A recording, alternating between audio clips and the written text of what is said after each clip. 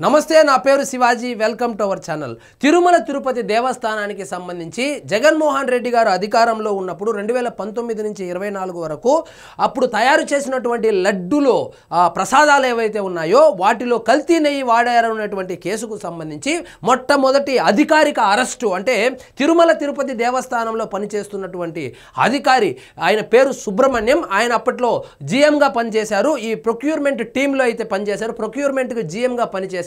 ఆయన అరెస్ట్ చేశారు. ఆయన రిమాండ్ రిపోర్ట్లో ఏమని ఉందంటే 3.50 లక్షల నగదుకు, వెండి ప్లేట్లకు, మొబైల్ ఫోన్లకు కకృతిపడి, అంటే ఇదంతా కొంచెం నమ్మశక్యంగా లేదు. ఎందుకంటే కేవలము 3.5 లక్షల రూపాయల కోసము 250 కోట్ల రూపాయల కాంట్రాక్టు ఇవ్వడానికి ఆయనకి ఏమైనా పిచ్చా? అంటే జీఎం స్థాయిలో ఉన్నా అంటే అంతో ఇంతో చదువుకునే ఉంటాడు కదా. కాబట్టి ఇది రాజకీయ నాయకుల ప్రమేయము, అదేవిధంగా అప్పట్లో చైర్మన్గా పనిచేసినటువంటి వాళ్ళ ప్రమేయము, ఈవోగా పనిచేసినటువంటి వాళ్ళ ప్రమేయం లేకుండా ఇంత పెద్ద కుంభకోణం జరిగింది అంటే జనాలు నమ్మరు, నమ్మే స్థితిలో లేదు. ఇది నమ్మశక్యంగా లేదు. ఎందుకంటే కేవలము వెండి ప్లేట్లకో, ఫోనుకో 3.5 లక్షల డబ్బులకు తిరుమల తిరుపతి దేవస్థానంలో పవిత్రంగా భావించేటువంటి ఆ ప్రసాదంలో కల్తీ నెయ్యి వాడారు. అది కూడా 20 కోట్ల లడ్డూలు తయారు చేయించారు. ఈ 3.5 లక్షల నగదు లంచంగా తీసుకుని అంటే ఎవ్వరూ నమ్మరు. కానీ ఆయన రిమాండ్ రిపోర్ట్లో అదే వచ్చింది. మరి వెండి ప్లేట్లకు, సెల్ ఫోన్లకు లొంగిపోయారు. సో ఇక్కడ వాస్తవంగా ఏం జరిగిందంటే ఈ సుబ్రహ్మణ్యం అనే ఆయన అప్పట్లో జీఎంగా పనిచేశారు ప్రొక్యూర్మెంట్ టీంలో. అదేవిధంగా చిన్న అప్పన్న అనే ఒక వ్యక్తి ఎవరైతే ఉన్నారో అప్పట్లో వైవి సుబ్బారెడ్డి గారికి పిఏగా పనిచేసినటువంటి ఆ చిన్న అప్పన్న, వీళ్ళిద్దరూ కలిసి చిన్న అప్పన్న సుబ్రహ్మణ్యం గారి దగ్గరికి వెళ్ళి ఆయన అప్పట్లో తిరుమల తిరుపతి దేవస్థానానికి సంబంధించి ఏ డైరీలు నెయ్యి సరఫరా చేస్తూ ఉన్నాయి, ఎవరు కాంటాక్ట్ నెంబర్ ఏంటి, ఎన్ని కేజీల నెయ్యి వాళ్ళు ఇస్తూ ఉన్నారు, అటువంటి డీటెయిల్స్ అన్నీ తీసుకొని ఆయనకేదో డబ్బులు కూడా ఇచ్చినట్లు తెలుస్తుంది. సో ఇప్పటికి మనం ఏమనుకోవాలంటే కేవలము సుబ్రహ్మణ్యము, చిన్నప్పన్న ఇద్దరు కలిసే 250 కోట్ల రూపాయలు స్కామ్ చేశారంటే ఇది నిజంగా నమ్మశక్యంగా ఉందా?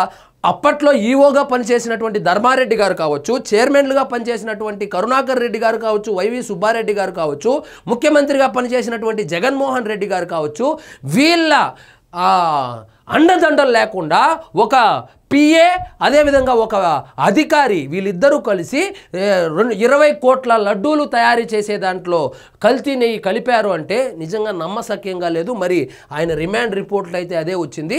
టీటీడీకి Vaishnavi dairy specialities, Bolebaba organic dairy milk, premier agri fruit సంస్థలు సరఫరా చేస్తున్న నెయ్యి కల్తీది, అందులో వెజిటేబుల్ ఆయిల్స్ కలిశాయి, అందుకే బీటా సిటోసెస్ట్రోల్ పాజిటివ్ వచ్చింది అంటూ మైసూరులోని CFTRI ఇచ్చిన నివేదికను టీటీడీ ప్రొక్యూర్మెంట్ విభాగం నాటి జనరల్ మేనేజర్ సుబ్రహ్మణ్యం A29 తొక్కిపెట్టారని సుప్రీంకోర్టు ఏర్పాటు చేసిన సిట్ తేల్చింది. నిజంగా ఏం జరిగిందనేది పక్కన పెడితే ఆ అధికారి బలైపోయేటట్లు కనపడుతోంది. సో 20 కోట్ల లడ్డూలు తయారు చేయడానికి వాడినటువంటి నెయ్యిని కేవలం ఒక అధికారి, ఒక పిఏ ఇద్దరు కుమ్మక్కై వాళ్ళిద్దరూ కలిసి కుంభకోణంకు పాల్పడ్డారంటే అప్పటి ఈవో ఏం చేస్తూ ఉన్నాడు, అప్పటి చైర్మన్ ఏం చేస్తూ ఉన్నాడు, ఇది హిందువుల మనోభావాలకి సంబంధించింది కదా, అప్పటి ముఖ్యమంత్రి ఏం చేస్తూ ఉన్నాడు? సో ముఖ్యమంత్రి గారికి తెలిసే జరిగిందా, లేకపోతే చైర్మన్ గారికి తెలిసే జరిగిందా, ఈవోకి తెలిసే జరిగిందా, ఈ ముడుపుల్లో వాళ్ళ ప్రమేయం కూడా ఉందా అనే కోణంలో కూడా విచారణ జరుగుతూ ఉంది. అది బయటపడాలి కదా ముందు.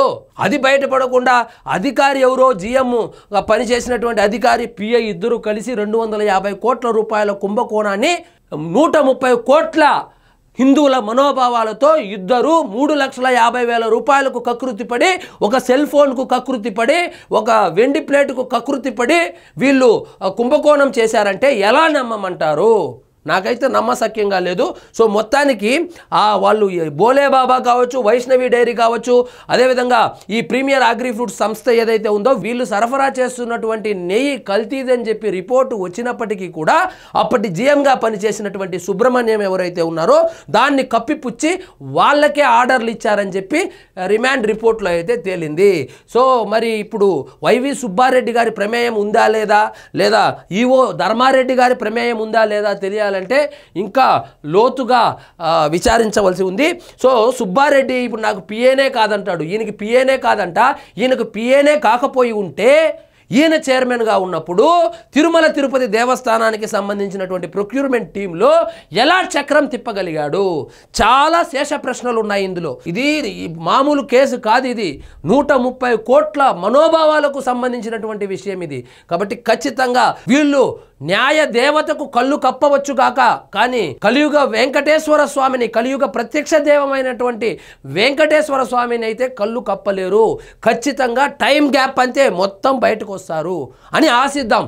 సో ఇదండి ఈరోజు మన టాపిక్. మీకు ఈ వీడియో నచ్చినట్లయితే లైక్ చేయండి, షేర్ చేయండి, ఛానల్ మాత్రం సబ్స్క్రైబ్ చేసుకోవడం మర్చిపోవద్దు.